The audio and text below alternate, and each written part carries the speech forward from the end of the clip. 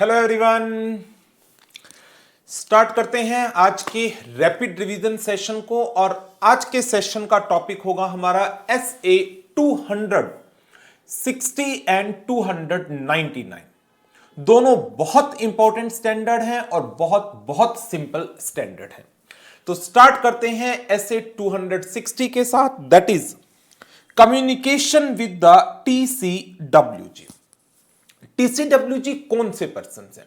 वो पर्सन्स जिनके पास जिम्मेदारी है to look after, to supervise the strategic directions and obligations हैं, जिनके ऊपर जवाबदेही है, जिनके ऊपर ऑब्लिगेशन किस चीज की? As to the accountability towards all stake holders.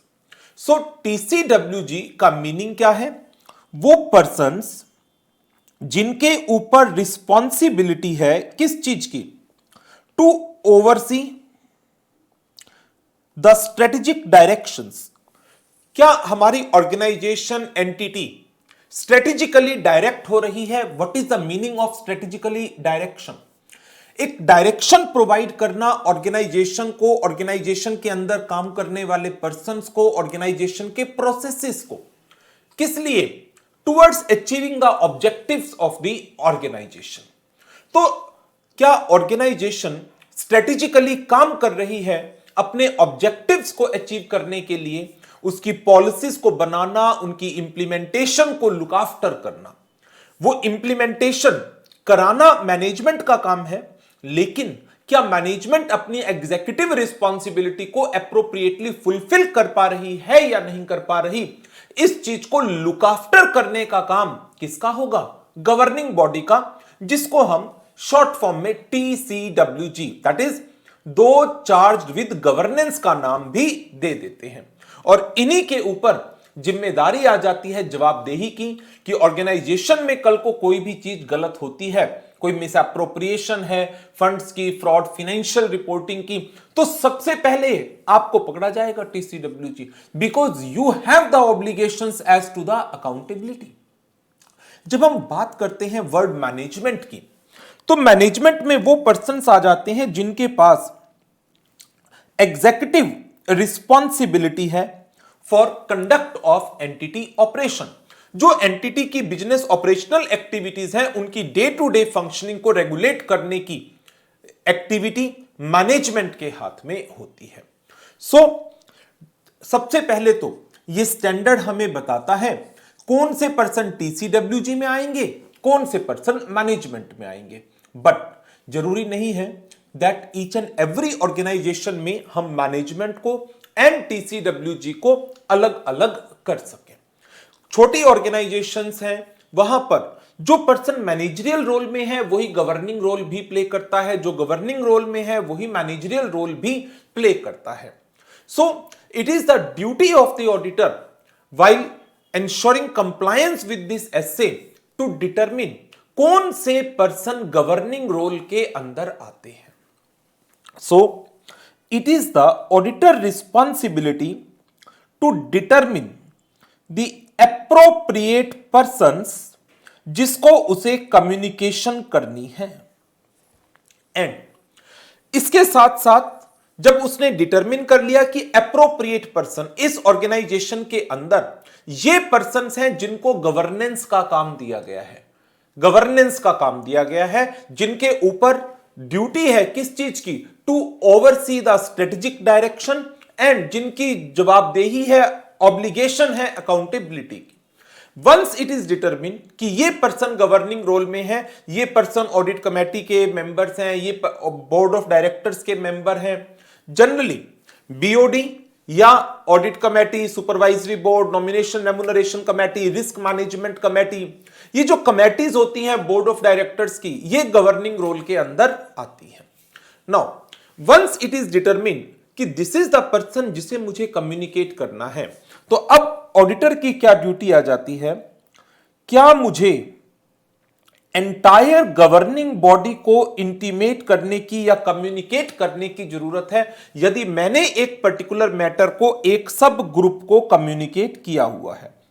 Example ले लेते हैं इसका। जैसे यदि मैंने एक बात ऑडिट कमेटी को बता दी, तो क्या वही चीज मुझे एंटायर बोर्ड ऑफ डायरेक्टर्स को दोबारा से बताने की जरूरत है?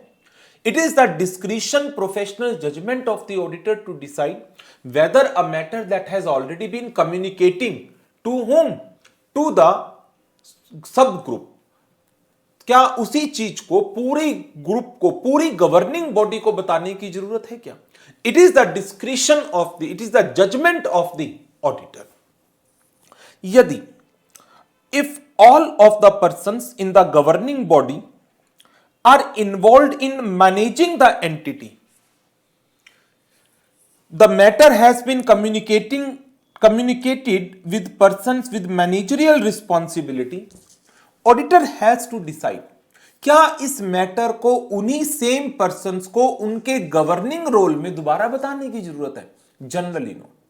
यदि जो पर्सन गवर्निंग रोल में है वही मैनेजरियल रोल में है, तो यदि एज ए ऑडिटर हमने एक इंफॉर्मेशन, एक मैटर, एक पर्सन को उसके मैनेजरियल रोल के अंदर बता दिया, then we have to decide क्या मुझे यही बात उसको उसके गवर्निंग रोल में बताने की जरूरत है? Generally not. The matter need not be communicated again to the same persons in the governing role. Now अब इसके बाद बात आ जाती है कौन से मैटर्स हैं जिनको कम्युनिकेट करने की आवश्यकता है। नंबर 1, मेरी क्या जिम्मेदारियां हैं in relation to financial statements of the audit. ये चीज हम जनरली लेटर ऑफ एंगेजमेंट के थ्रू पहले ही बता चुके होते हैं, दोबारा से बताने की एज सच कोई रिक्वायरमेंट नहीं है। दोबारा से बताने की रिक्वायरमेंट कब आएगी? When circumstances exist as per the requirement of SA 210। Number 2, what is the planned scope and timing of my audit, कि मैं अपनी ऑडिट को किस तरीके से प्लान कर रहा हूं, मेरी ऑडिट के स्कोप में क्या क्या चीजें कवर होती हैं, by what time I will be able to submit my audit report. Significant findings in a relation to accounting policies, accounting estimates, disclosures, significant difficulties that are encountered during the audit, any material weaknesses in internal control, matters that are being discussed with the management and remaining unresolved, or any other significant matter. These are the significant findings which auditor is required to communicate to the TCWG. Question इसके ऊपर अलग अलग form में पूछा जा सकता है। क्या? नंबर 1 आपसे पूछा जा सकता है elaborate the matters that are to be communicated by the auditor to TCWG. तो उसके अंदर आप 4 मेन बातों का ध्यान रखेंगे। नंबर 1, ऑडिटर की responsibilities in relation to financial statement audit. Number 2, planned scope and timing of audit. Number 3, significant findings from the audit. And number 4, a statement with respect to the compliance of ethical requirements regarding the independence. That is generally required in case of listed entities.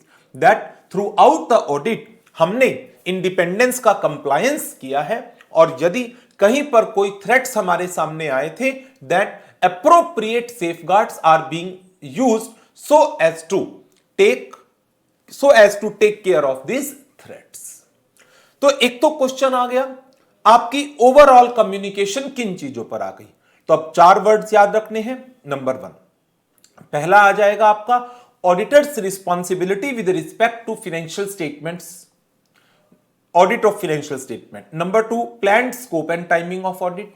Number 3, significant findings. And number 4, a statement with respect to compliance of ethical requirements regarding independence. Number 2 पर आपसे question पूछा जा सकता है auditor is required to communicate with the TCWG as to various significant findings that are part of the audit या that are being observed during the course of audit। बताइए उन significant findings में आप किन किन मैटर्स को cover up करेंगे। तो उसके अंदर फिर आपके आंसर में आ जाएंगी accounting policies, accounting estimates, disclosures with respect to financial statement, significant difficulties encountered during the audit, material weaknesses in internal control, matters communicated with the management and other significant matter. फिर एक question आपसे इसके और अंदर से पूछा जा सकता है कि auditor is required to communicate with the TCWG significant difficulties that are encountered during the course of audit. तो आप हमें उन सिग्निफिकेंट डिफिकल्टीज के एग्जाम्पल बताइए। स्टैंडर्ड ने क्या एग्जाम्पल दिए? Significant delay in providing the information. When I am asking any information from the management, management is delaying in providing that information. Number 2, management मुझे एप्रोप्रिएट टाइम नहीं दे रही है, मैनेजमेंट जल्दबाजी कर रही है और कह रही है जल्दी से जल्दी ऑडिट कंप्लीट करके दीजिए। एक शॉर्ट टाइम पीरियड के अंदर जो मैनेजमेंट मुझे अलाउ करती है, मेरे लिए ऑडिट को कंप्लीट कर पाना पॉसिबल नहीं हो पा रहा। Unnecessarily brief time to complete the audit. Extensive unexpected effort to obtain audit evidence. Generally हम जब भी किसी ऑडिट को करते हैं तो उस ऑडिट के अंदर हमारा ऑब्जेक्टिव क्या होता है? We need to obtain sufficient appropriate audit evidences. लेकिन उन ऑडिट एविडेंसेस को कलेक्ट करने के लिए we need to apply appropriate audit procedures. और ऑडिट प्रोसीजर्स को जब हम अप्लाई करते हैं तो वो एक जनरल ऑडिट प्रोसीजर्स होते हैं जो based upon the circumstances auditor ने डिजाइन किए हुए होते हैं। तो जो अब ऑडिटर अपने ऑडिट प्रोसीजर्स परफॉर्म कर रहा है, उसको बड़ी मेहनत करनी पड़ रही है इन ऑडिट प्रोसीजर्स को परफॉर्म करने के लिए। उसको अनएक्सपेक्टेड एक्सटेंसिव एफर्ट्स पुट करने पड़ रहे हैं to collect the sufficient appropriate audit evidences. Number 4, unavailability of expected information. एक तो हो गया इंफॉर्मेशन में आप देरी कर रहे हैं, दे नहीं रहे, देर से दे रहे हैं। और दूसरा, जो इंफॉर्मेशन होनी चाहिए थी, जो नहीं होनी चाहिए थी, बात ही खत्म। जो इंफॉर्मेशन अवेलेबल है, मुझे मिलनी चाहिए थी, वो दे नहीं रहे। Unavailability of expected information. तो दो चीजें आ गई इंफॉर्मेशन के regarding.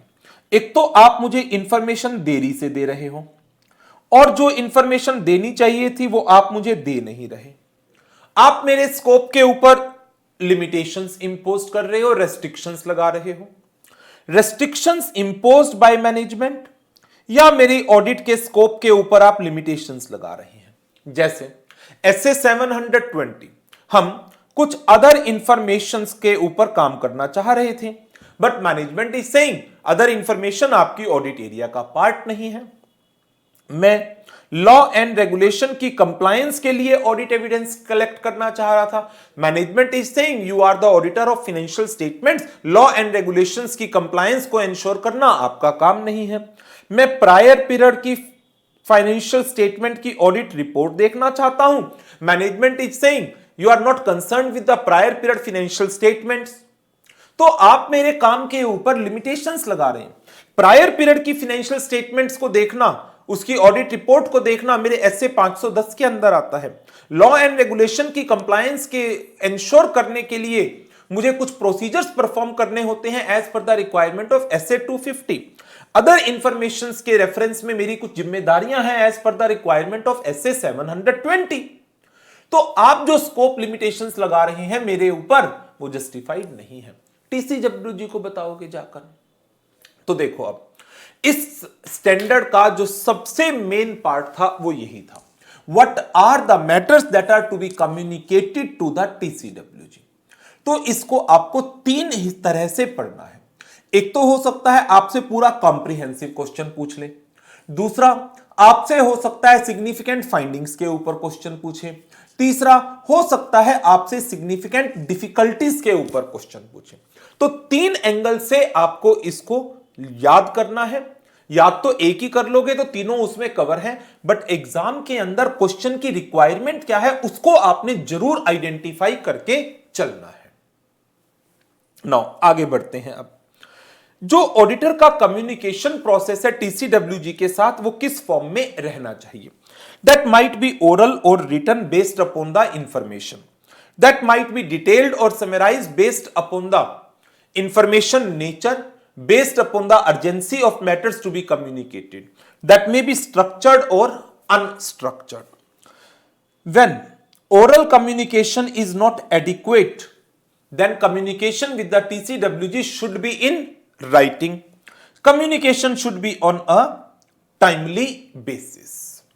Evaluate whether the communication that are made with the TCWG is adequate for the purpose of audit, and if auditor is of the opinion that the communication is not adequate, auditor is required to evaluate its effect on the auditor's assessment of risk of material misstatement.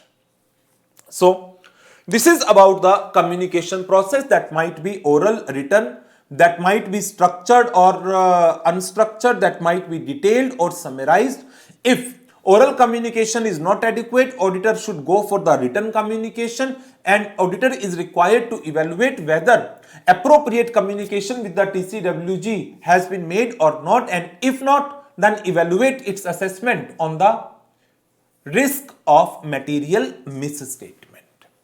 Now फिर आ जाता है इसका एक theoretical और important question, that is what are the factors that affect the mode of communication. आपको oral communication करना चाहिए, रिटन करना चाहिए, समराइज करना चाहिए, डिटेल्ड करना चाहिए, स्ट्रक्चर्ड होना चाहिए, अनस्ट्रक्चर्ड होना चाहिए, तो उसको कौन से फैक्टर्स हैं जो गाइड करते हैं?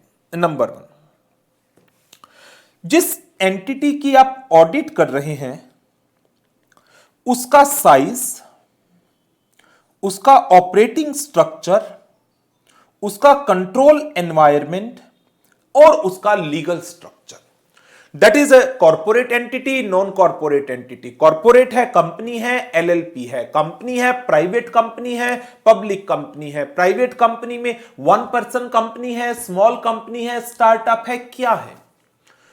क्या उसकी ऑपरेटिंग एक्टिविटीज है, क्या उसका कंट्रोल एनवायरनमेंट है? ये चीजें ऐसी हैं जो आपके कम्युनिकेशन मोड को गाइड करेंगी। मान लीजिए आप ऑडिट कर रहे हैं एक नॉन कॉर्पोरेट प्रोप्राइटरशिप की, तो वहां पर आपकी ओरल कम्युनिकेशन भी सफिशिएंट मानी जाती है।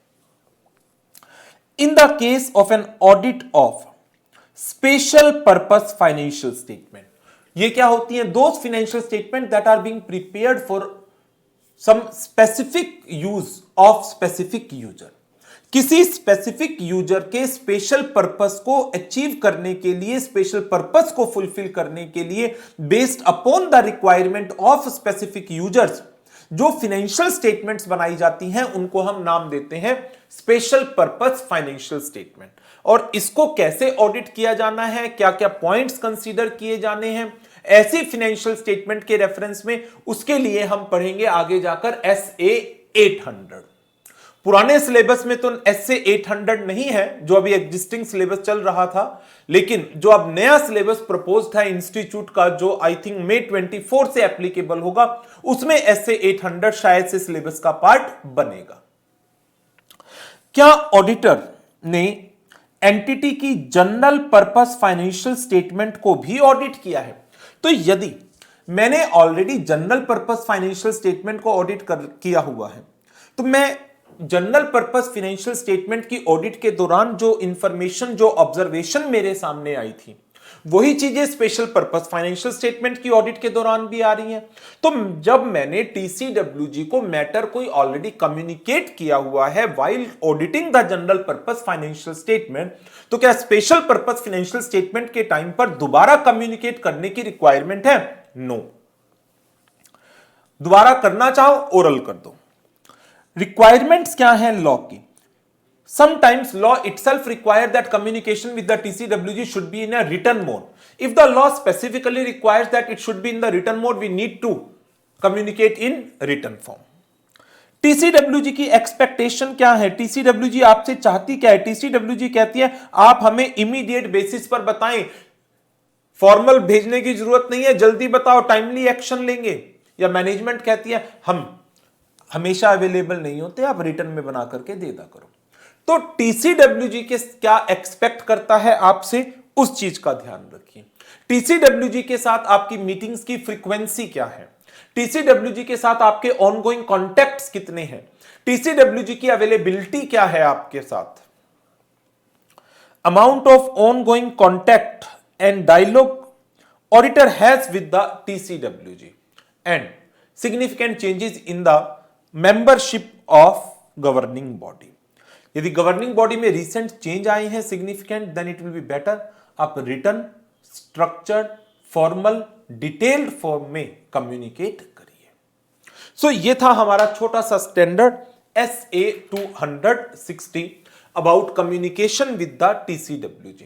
इसके अंदर जो लर्निंग आ जाती है, देखो ये पहले वाला पार्ट सिर्फ अंडरस्टैंडिंग के लिए है, रीडिंग, ऑडिटर रिस्पॉन्सिबिलिटी ये भी रीडिंग। लर्निंग का आपका पहला पार्ट बनता है मैटर्स टू बी कम्युनिकेटेड, और लर्निंग का आपका दूसरा पार्ट बनता है that is factors affecting the mode of communication. चलिए अब बढ़ते हैं नेक्स्ट स्टैंडर्ड के ऊपर, और हमारे आज के इस रिवीजन सेशन का दूसरा जो इंपॉर्टेंट स्टैंडर्ड है that is SA 299 joint audit of financial statement. क्या मतलब है ज्वाइंट ऑडिट का? जब एक एंटिटी की फाइनेंशियल स्टेटमेंट को एक से ज्यादा ऑडिटर मिलकर के करते हैं, then that audit is known as the joint audit and the auditors so carrying out the audit are known as the joint auditors. Financial statements एक हैं, उनको ऑडिट दो ऑडिटर कर रहे हैं। जो ये यहां पर SA 299 है, ये ब्रांच ऑडिट के कॉन्सेप्ट को, audit of holding subsidiary company के कॉन्सेप्ट को, statutory auditor and internal auditor के कॉन्सेप्ट को, and statutory auditor and auditor expert के कॉन्सेप्ट को कवर नहीं कर रहा। जब principal auditor and other auditor है SA 600 में जाइए, principal auditor and internal auditor है 610 में जाइए, ऑडिटर एंड ऑडिटर एक्सपर्ट है 620 में जाइए। दो ऑडिटर हैं, ऑडिटर 1 एंड ऑडिटर 2, और दोनों ही स्टैट्यूटरी ऑडिटर हैं, देन SA 299 में आ जाइए। SA 299 कहता है कि when audit is being carried out by more than one auditor, how the audit is to be planned, how the work is to be coordinated, how the audit reports are to be made in relation to the matter audited by the joint auditor, what are the respective responsibilities of the joint auditors। तो सबसे पहले तो हम बात करते हैं audit plan की development की। In developing the joint audit plan, joint auditor को क्या करना है? Identify division of audit area, ये ऑडिट मैं करूंगा, ये तुमने करनी है, एंड कॉमन ऑडिट एरिया, ये काम हम मिल करके करेंगे।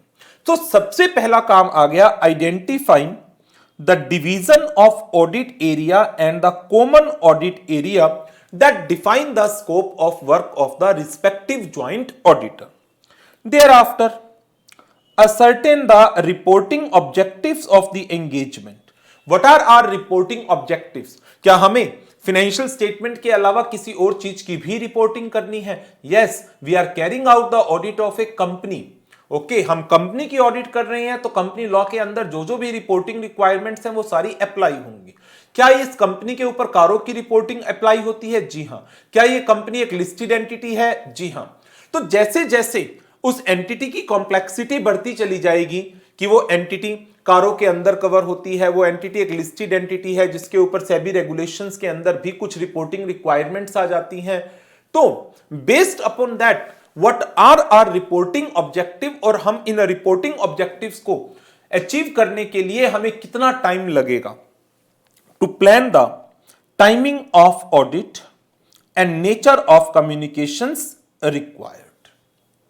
Third one, consider and communicate among all joint auditors the factors that in the professional judgments are significant in directing the engagement team efforts। हमारी engagement team की capability, competency के base पर what are the efforts that we have to put so that जो audit के objectives हैं उनको achieve किया जा सके। Consider the results of preliminary engagement activities that are covered under SA 300 and ascertain the nature, timing and extent of resources necessary। तो यदि question आ जाता है development of audit plan in a joint audit, plan को develop करते वक्त क्या क्या चीजों का ध्यान रखना है। Number 1, identify division of audit area and common audit areas, reporting objectives of the engagement, factors significant in directing the engagement team efforts, results of preliminary engagement activities, nature, timing and extent of necessary resources. ये 5 points के keywords हैं जो मैंने highlight किए हैं, जिनका आपको ध्यान रखना है। ठीक है, चलिए आगे बढ़ते हैं। ज्वाइंट ऑडिट प्लान डेवलप किया जा सका, डेवलप हो चुका है। नाउ अब जो वर्क है वो डिवाइड करना है ज्वाइंट ऑडिटर ने कि ये काम मेरा है, ये काम आपका है और ये ज्वाइंट में मिलकर करेंगे। किस बेसिस पर वर्क को एलोकेट किया जाना चाहिए, ये टॉपिक इसका एक इंपॉर्टेंट टॉपिक है। Joint auditors should divide the work with mutual discussion. Mutual discussion से काम को डिवाइड करना है। डिवीजन किस बेसिस पर हो सकती है? On the basis of identifiable unit. मान लीजिए हम ऑडिट कर रहे हैं एक्स लिमिटेड कंपनी की और इसके रिकॉर्ड 4 लोकेशंस के ऊपर मेंटेन्ड है, 3-4 लोकेशंस पर।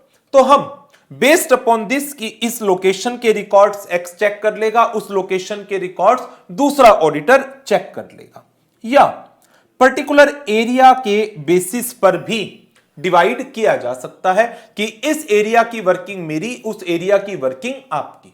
बट यदि यह चीज पॉसिबल ना हो पाए, आइडेंटिफाइएबल यूनिट्स या फिर हम स्पेसिफाइड एरियाज को आइडेंटिफाई नहीं कर पाए, इन दैट केस जो काम है वो हम किस तरीके से डिवाइड करेंगे? Based upon assets, based upon liabilities, based upon income, based upon expenditure. Assets की ऑडिट मैं कर लेता हूं, लायबिलिटीज की ऑडिट आप कर लीजिए, इनकम की ऑडिट मैं कर लूंगा, एक्सपेंस की ऑडिट आप कर लीजिए। But there are certain areas which are of huge significance, importance, and because of their significance, importance, such areas are generally not divided and all the joint auditors jointly carry out the audit in those areas. So, जो काम आपने allocate किया है इसको document करिए। It should be signed by all the joint auditor और इसकी एक कॉपी TCWG को दे दीजिए। आपने काम को डॉक्यूमेंट कर लिया, ये डॉक्यूमेंटेशन आपको हेल्प करेगा इन फ्यूचर यदि किसी तरह का कोई डिस्प्यूट अराइज होता है as to the scope of the work, ये काम मेरा था या आपका था, तो उस चीज को डिसाइड करने में ये हमें बहुत मदद करेगा। इसके साथ ही हमने इसको कम्युनिकेट किया है, किसको? To the TCWG। तो इसकी कम्युनिकेशन भी हमें हेल्प करेगी यदि मेरा डिस्प्यूट किसके साथ आ गया? एंटिटी के साथ आ गया।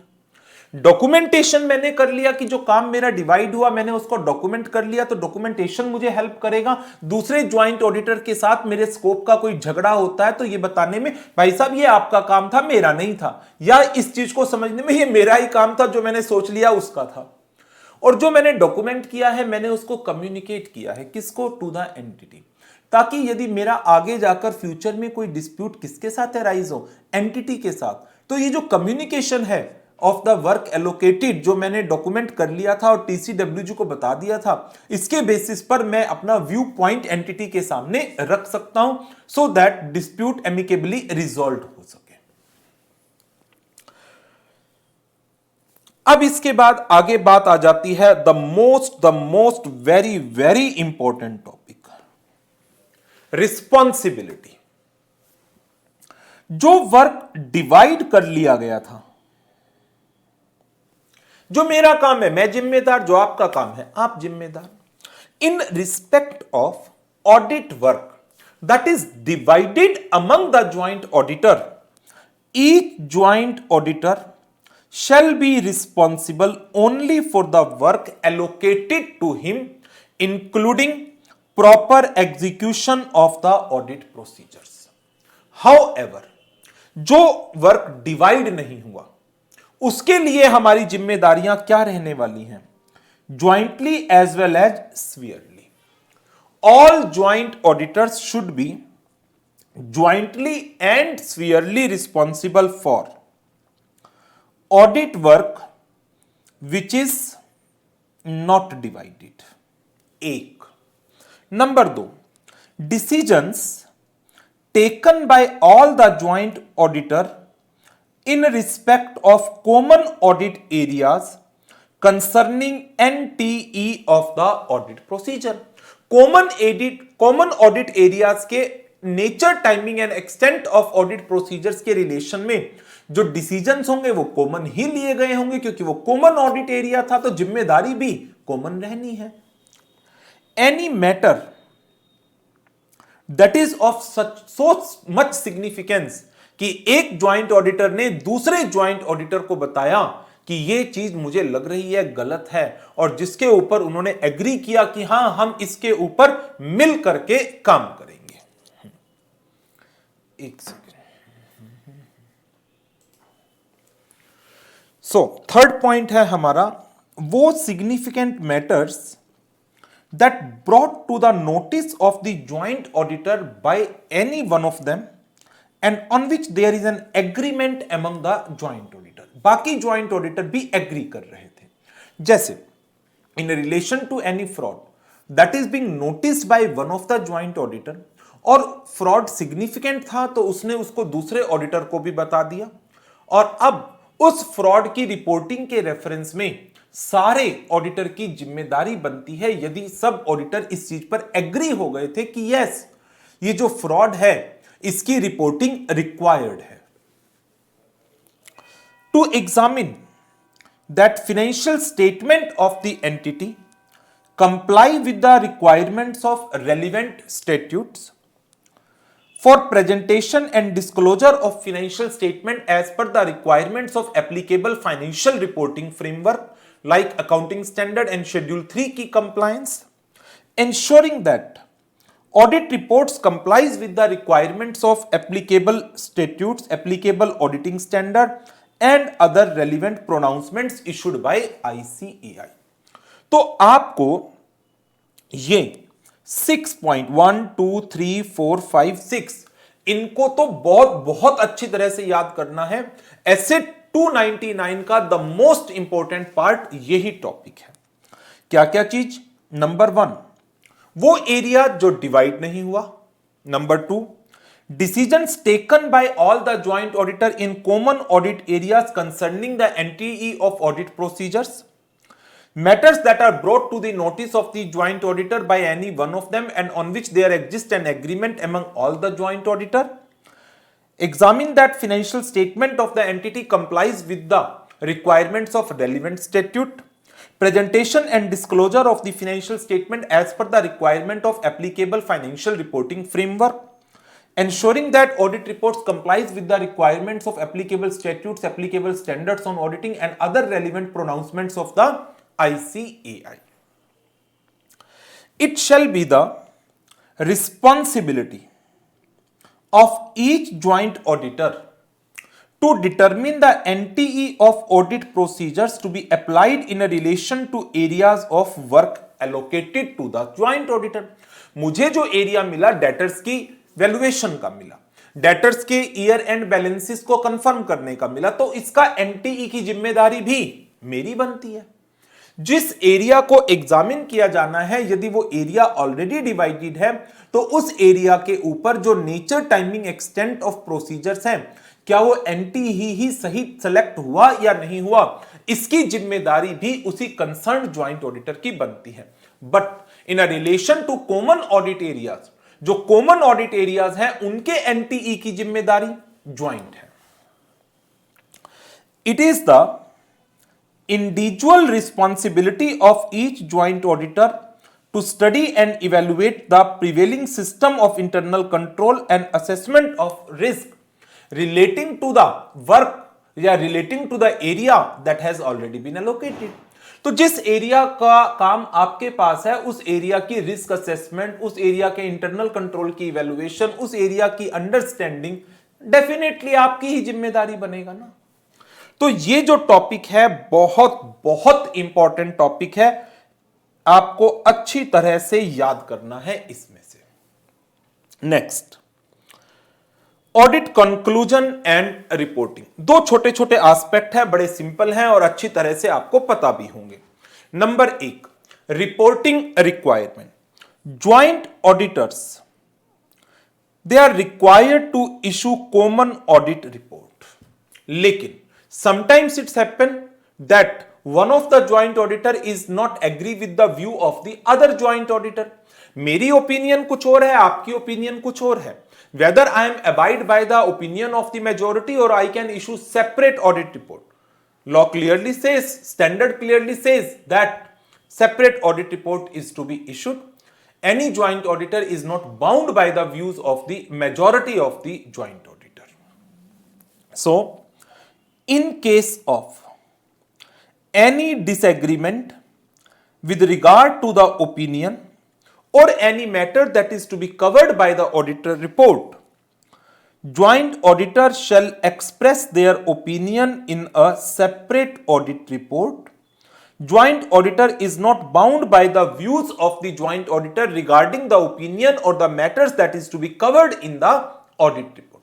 Opinion के relation में and the matter that is to be covered in the auditor report bound नहीं है। और यदि मैं separate report देता हूं तो मैं अपनी separate report के अंदर एक reference दूंगा किस चीज का? As to the separate audit report issued by the other joint auditors। कैसे? Through other matter para, through the other matter paragraph. तो ये एक इंपॉर्टेंट टॉपिक है अबाउट द रिपोर्टिंग रिक्वायरमेंट। तो joint auditors they are required to generally issue a common audit report, but if there exist any difference of opinion और disagreement as to the opinion और the matter that is to be covered by the audit report, then separate audit report is to be issued, and while preparing the separate audit report, a reference to the separate audit report of other joint auditor is to be given by adding other matter para। Now, review, whether any joint auditor is required to review the work that is to be performed by the other joint auditor। कि कल को जिम्मेदारी मेरी भी आएगी तो मैं इस ज्वाइंट ऑडिटर के काम को रिव्यू करूं? नहीं, ऐसी कोई रिक्वायरमेंट नहीं है। Each joint auditor is entitled to assume कि अदर ज्वाइंट ऑडिटर ने अपने हिस्से के काम को प्रॉपरली किया होगा और in accordance with standard on auditing किया होगा, वो एज्यूम कर सकता है। It is not necessary for the joint auditor to review the work performed by the other joint auditor. Each joint auditor is entitled to assume कि other joint auditor ने कोई भी डिपार्चर जो उनकी नॉलेज में आया है या कोई सिग्निफिकेंट ऑब्जर्वेशंस जो उनकी नॉलेज में आई है वो उसने मुझे बताई है। और यदि किसी ऑडिटर ने मुझे नहीं बताया तो इसका मतलब कोई significant departure from the requirement of accounting standard, schedule 3, financial reporting framework, law and regulations की नॉन कंप्लायंस एग्जिस्ट नहीं करती है, उसकी नॉलेज में नहीं आई है दूसरे ज्वाइंट ऑडिटर की भी। These are the significant matters। यदि किसी भी ज्वाइंट ऑडिटर की नॉलेज में यह बात आती है, they are required to inform to the other joint auditors immediately। तो ये हमारे टॉपिक थे as to the essay 299। First one, development of an overall audit plan, thereafter allocation of audit work, responsibilities, audit report and review of work performed by other joint auditor। So this is about the SA 299। तो इस session को यहीं पर over करेंगे और मुलाकात करेंगे फिर नेक्स्ट सेशन के अंदर आगे के कुछ स्टैंडर्ड्स के साथ। इन स्टैंडर्ड्स को जिनको हम रिवाइज करते जा रहे हैं, एक चीज एडवाइस करूंगा जिसको जरूर फॉलो करना है आपने। इन स्टैंडर्ड्स के जो क्वेश्चंस आपके क्वेश्चन बैंक के अंदर है उनको आप साइमल्टेनियसली कवर करते चले। क्वेश्चन साथ साथ कवर करेंगे, ज्यादा अच्छा रहेगा आपको। एग्जाम में you will be in a position to identify what are the requirements of this question, how the answer is to be presented, what should be the component, what should be the part that need to be covered in the answers। तो revision concept की हो रही है, but at the same time you need to practice the questions of the related topics. So this is all for this session. मुलाकात करेंगे next session में। Thank you very much and good bye.